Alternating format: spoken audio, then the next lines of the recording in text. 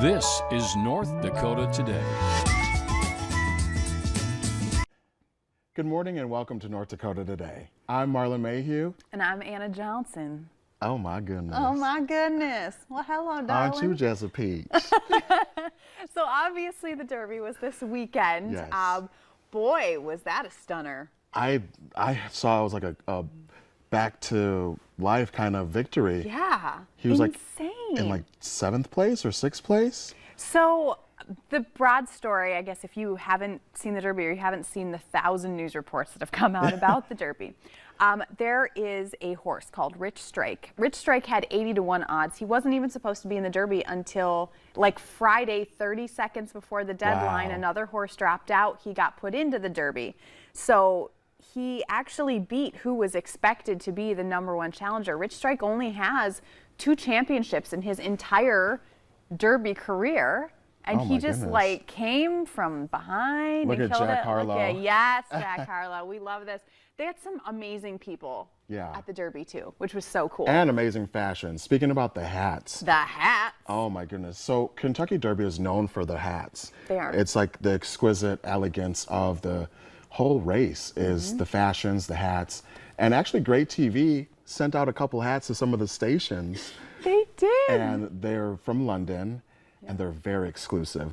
It's like the oldest hat store in London and it was given to like several different stations. I think it was, yeah, and I think Louisville was one of them because they covered the Derby. So obviously Hilton, our CEO, wanted to make sure that they had the best hats, and they are gorgeous. Mine is not as fancy Yours as is theirs beautiful. is, but like I love that, and I think it's so cool too that the company really wanted to celebrate the Derby in a fun way and kind of surprise some of our anchors over there. So how cool is that? They got like exclusive, amazing hats. And I like how they surprise them with like the GoPro so you can see the reaction of them. Yeah.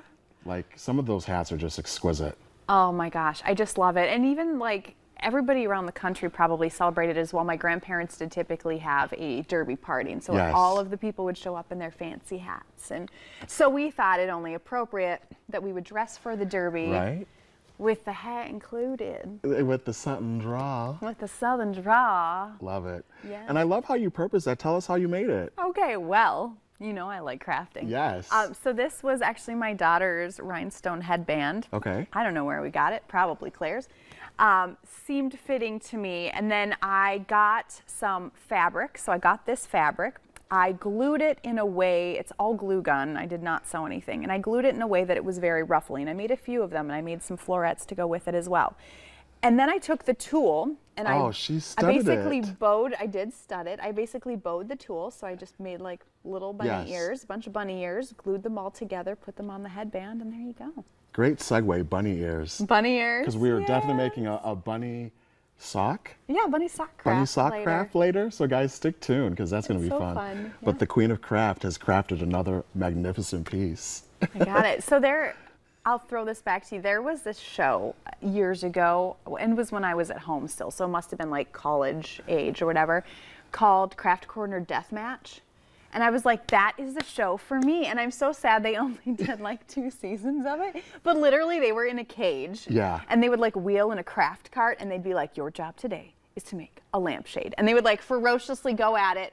And then Love whoever won would compete against the craft lady of death, who happens to be an Iron Chef, Kat Cora. I don't know how that happened. But anyway, she was really good at crafting. And so I was like, if ever there was a show that I should compete on, that's the one. And it only made it a few seasons. So maybe we'll have to do it. We definitely do. We definitely have to bring it back. Yeah.